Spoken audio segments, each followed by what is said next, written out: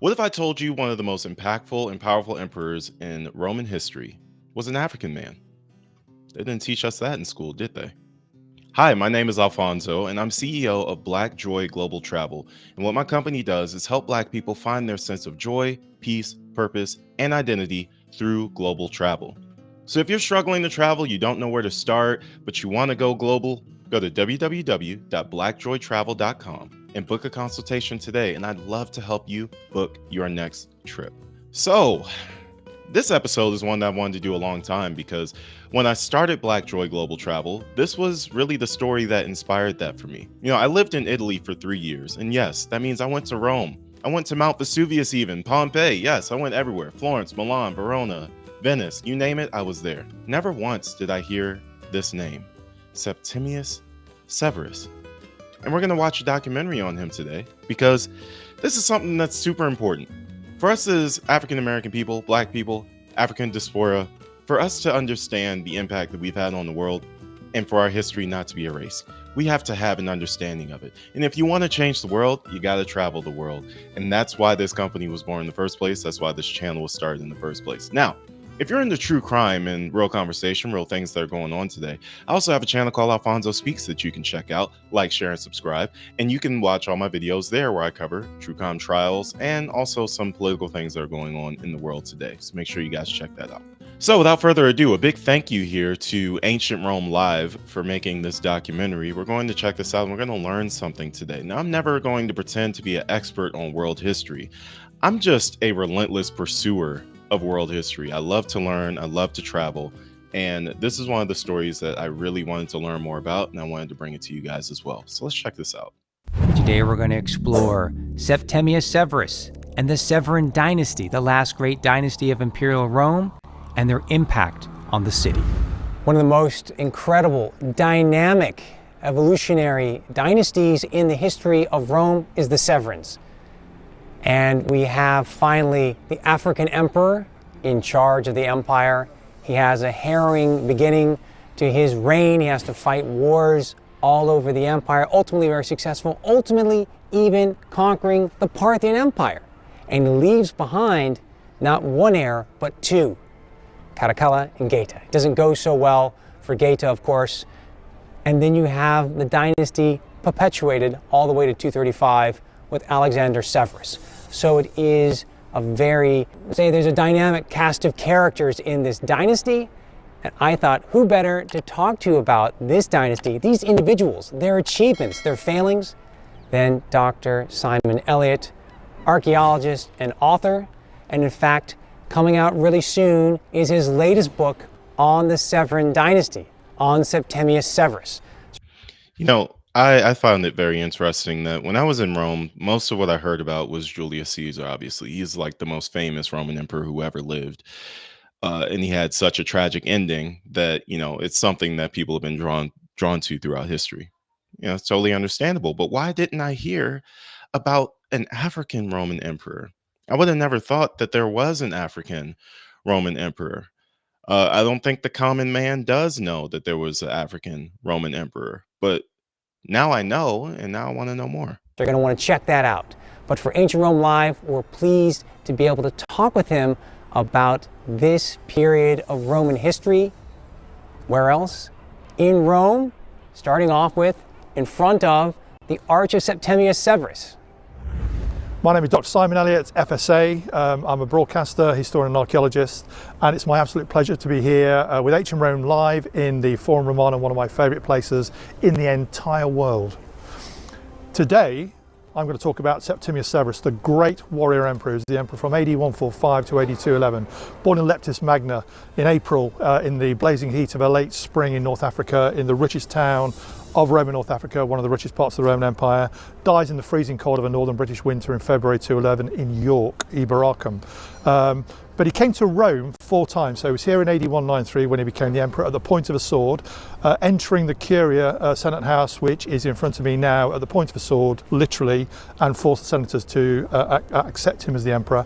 And then he went to campaign against his opponents in the Near East, and then he came back to Rome on the way to campaign against Clodius Albinus, a usurper, in AD 197, and then he went back to campaign in the east again. This time he defeated Parthia and sacked their capital Ctesiphon, and then he came back to Rome again briefly in 202 after visiting Egypt.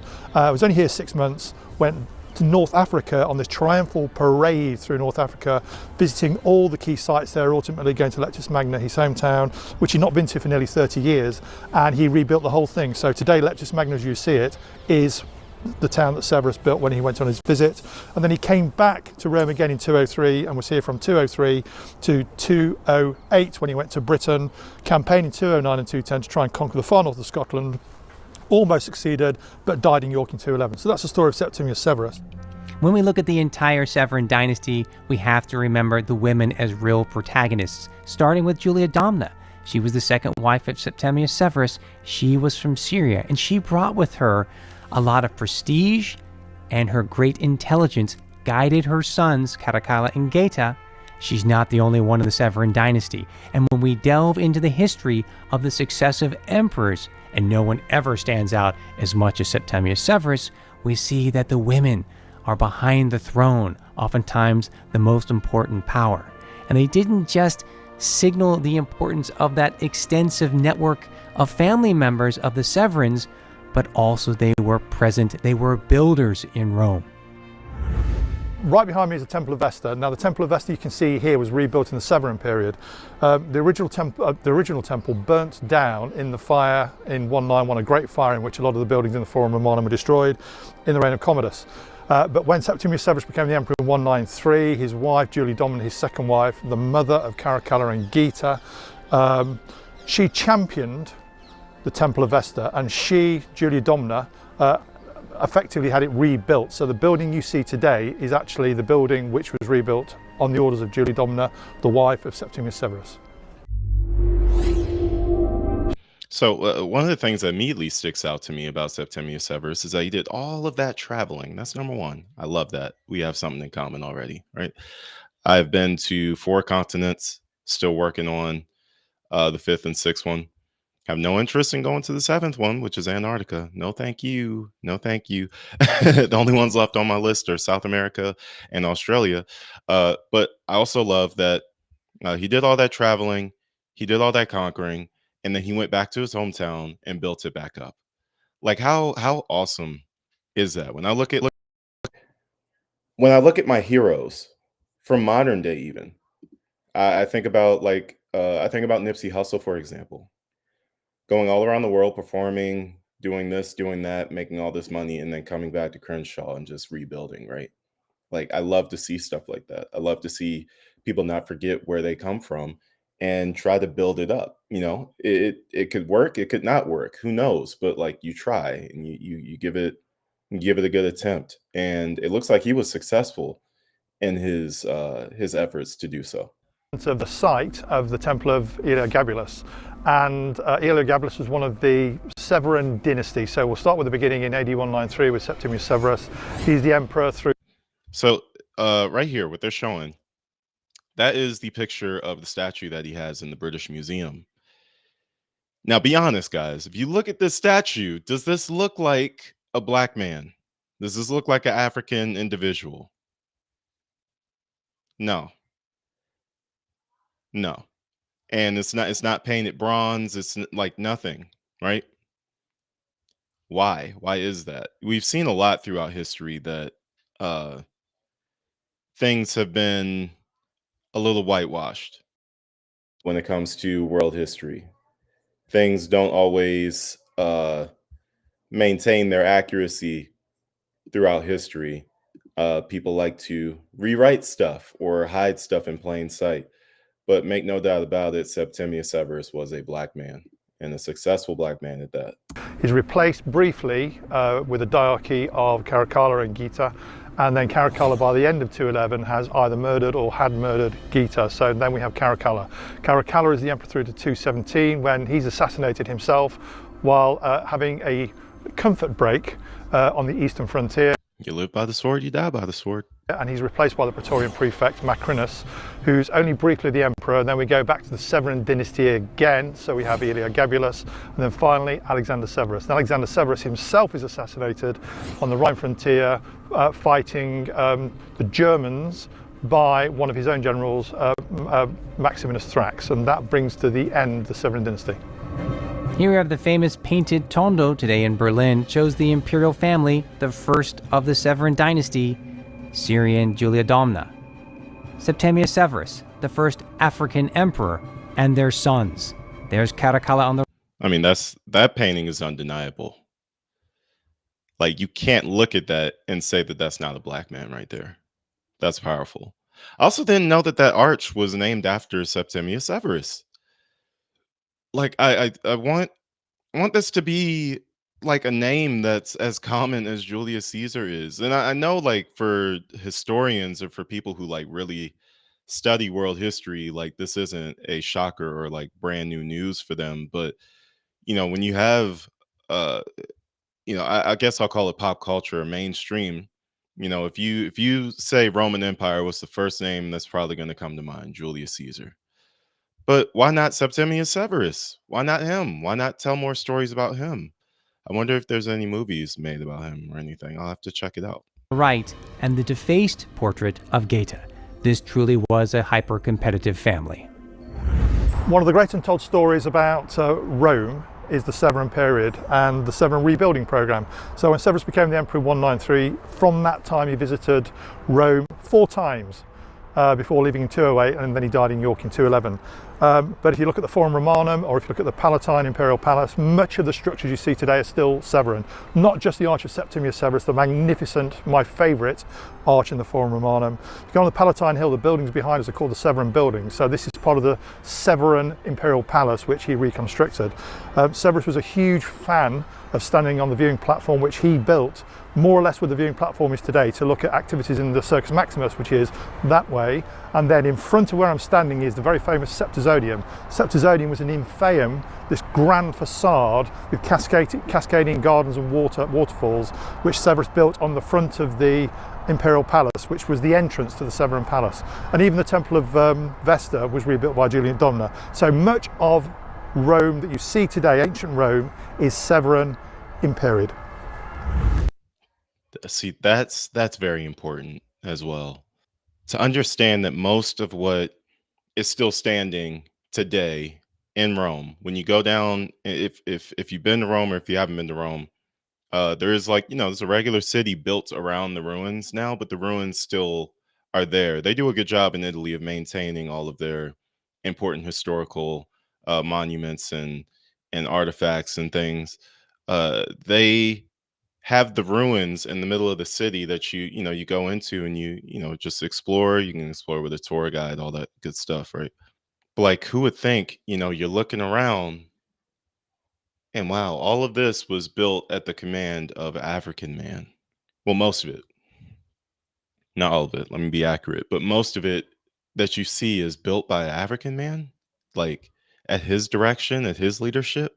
That just like, I already felt a connection to Rome. Like, just growing up, I was obsessed with Roman history and the history of Pompeii and things of that nature. I was obsessed with all of it. And so when I went to live there, it was imperative that I made my way there. And I did. I wasted no time. I think I went within the first 12 months that I was living there. Just to see all of that. I was already in awe, but now I'm, like, more in awe thinking back on it and saying to myself, wow, like, this was built by my ancestors, which are technically everybody's ancestors. Just saying, all life was started in the same place. But to know that somebody that looks like me built all of that, and it's not something you really think of when you think of ancient Rome. It means a lot. It means a lot that people are doing documentaries on it and really bringing light to it so that it won't be forgotten. So Darius, where are we now? We are standing in this beautifully recently opened park, an archaeological park on the Kylian Hill, and it also houses the brand new former Urbis Museum, which is a great way to talk about the Severins, because the former Urbis plan, that marble plan that we have today preserved in the museum, is actually dating to the time of the Severins. And this park right here has a lot of ancient Rome here, a lot of statues and reliefs and so forth. And actually right over here, you've got the part of a temple or shrine, which is to the goddess Fortuna Muliebris. So we actually have Fortuna of the Wives, dedicated by Augustus in Libya, but then you have a secondary inscription dedicated by Septimius Severus and Julia Domna. So wherever you look in Rome today, you're going to find the Severins. I've got to tell you, Darius, I think the story of the Severins in Rome is actually the untold story of classical Rome, ancient Rome, because I reckon about a third of it is actually Severin in date in some way, shape or form. Most of it being to the time of Septimius Severus, who became the emperor in 193, died in 211, and his wife Julia Domna, the mother and father of Caracalla and Geta, of course. So you have, I mean, because I'm saying we've been brainwashed, but we have, you know, the Augustan poets, we have Augustus, we have Julius Caesar. Moving forward, you've got the Flavians, you've got Vespasian. There's the Colosseum right down there, but that Colosseum was repaired by the Severins after the famous fire in 217. Right. Absolutely right. And indeed, actually, where we're standing here, you've got the Baths of Caracalla over here, which would have been the Baths of Septimius Severus, by the way. In fact, the construction started under Septimius Severus, and of course, Caracalla being Caracalla after Severus's death, and having killed Geta in some way, shape, or form, then renames them the Baths of Caracalla. Right. Personally, I still think they should be called the Baths of Septimius Severus, but I would say that as the author of a forthcoming biography of Septimius Severus. But even standing here, we could probably see in the Severin period on the hill behind us, on the Palatine, the temple of Gabulus, Severin emperor. You can see the Septizodium, which is the facade. Yeah, right over there. Facade, exactly. And that's going to be greeting everyone. The idea was it's going to be greeting the Africans coming into Rome. Who ran the show. They're coming to the show. They're coming into Rome, and what do they see? They see that grand facade of the Septizodium that celebrates the emperor. So that's a great encapsulation of this point here on the Kylian Hill to connect to so many different Severin projects. There you go. And one of the things that most people don't realise, Darius, is with the Severins, they effectively reset the whole Roman Empire along sort of North African lines. A lot of the administrators, a lot of the commanders of legions, they became North Africans. Some people call it a hostile takeover. Well, I mean, if you were Italian, you'd be very upset, because you're the ones that had a good run, and now you're out. And in come the provinces, in comes basically the wealthiest part of the empire, North Africa, and now they're in charge. The interesting thing as well is we call it North Africa today because it's North Africa. For the Romans, it's Africa. Africa, but it's part of the Mediterranean Roman Empire. So for the Romans, Africans coming here, Italians going there, it's absolutely normal. It's part of normal daily life. It doesn't matter, but it is a shocking jolt to suddenly find your empire being administrated largely by people from Africa, not from Rome. And it was a change that was ushered in, and nothing was ever going to be the same. No. And then you're going to miss the Severins when you have that next period, that period of crisis. One of the things that I picked up in my own research from my book, actually, is Severus was, for me, one of the greatest Roman emperors. I think he was the most... You know what's so interesting about what they just said? You know, when the Severins took over, things felt a little uncomfortable because they felt unfamiliar, right? Instead of having Italians run the Roman Empire, now all of a sudden Africans were running the Roman Empire. But things were going really well. After the Severins were gone, they went through a dark period. But it reminds me of America with Obama. Things were a little rough before Obama. Obama comes in for 8 years. Things get a little uncomfortable. Oh, we got a black president all of a sudden? This is uncomfortable. I don't like this. But then after he's gone, you kind of realize how good things were when Obama was in office. Nobody says things were perfect, but you felt a sense of peace in this country. You felt a sense of things moving in a positive direction. At least most people did. Some people are going to see it differently, and that's fine. You know, like life is subjective. Not everybody's going to see things the same. But I know, at least for me, for my family, for my community here in PG County, Maryland, Charles County, Maryland, like we felt good. We felt good. But I know a large portion of the country was like, oh man, we got a black guy running the country. That feels strange. I don't like this. But don't you miss him now that he's gone? And you see what the country is kind of becoming? Every single day, it's chaos. Every single day, it's something else that the president and his administration is doing. Now it's real uncomfortable. Now you can actually look at things and say, like, hey, man, we're actually in a pretty dark period right now. Like, prices have not gone down, chaos has gone up. We seem to be going to war with the entire world. This is not a good thing. It's not a good thing, whether you like the president's policies or not. This is overall not a very good thing at all for the country to be in this much chaos and disarray. It's one of those things where history keeps repeating itself. And when are we going to learn from that history? When are we going to learn that sometimes, change is good? Change is good. Going back to the status quo is not. That's all I have for today's episode. If you guys enjoyed this one and you want more, you already know what to do. Just like the video, share it, and subscribe. And don't forget, if you're ready to travel, if you're ready to explore your African roots everywhere in this world, go to blackjoytravel.com, book a consultation with me today, and let me guide you through your next steps in taking your vacation overseas or even stateside. I will see you guys in the next video. So long for now. Stay safe, stay blessed. Peace.